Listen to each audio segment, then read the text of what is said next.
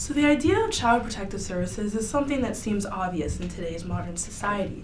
I mean, we know that abuse and neglect happen, so there are services that provide for it.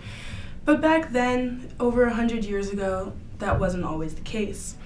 The things that we think of as abuse now were considered discipline back then. So how has this idea progressed? Well, this idea has progressed in 3 eras.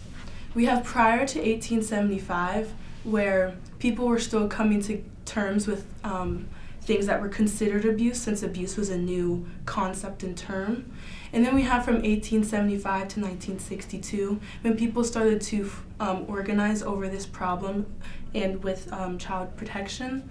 And then we have 1962 to the present, where we've put more laws and legislation in place to help with these problems. But to talk about this, we have to talk with the first case of child abuse, which was the case of Mary Ellen McCormick. Mary Ellen McCormick was adopted at the age of 2, and all the way to the age of 8, she was severely and extremely physically abused and neglected by her foster parents. Once this was found out and brought to court, another problem arose, in that there was no child protection laws in place. The case was resolved with animal cruelty laws, but it left people confused with how to solve these types of situations and cases. So organizations like this one, the NYSPCC, or the New York Society for the Prevention of Child Cruelty, came about and to help gather resources and alternative solutions to these types of cases. In the next era, from 1875 to 1962, these organizations started to form and follow in the footsteps of the NYSPCC. By 1912, the government had intervened to an extent, but with the creation of the Children's Bureau, but they still weren't doing enough.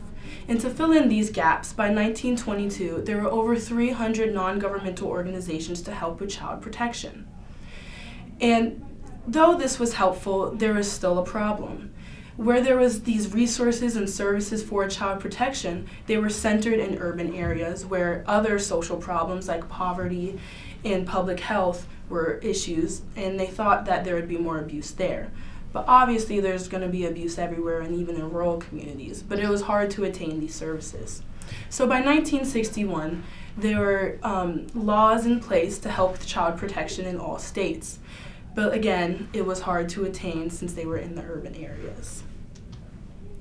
So when we talk about now, from 1962 to the present, there are many organizations to help with these needs, and the government is much more involved and has a much more increased interest in these areas.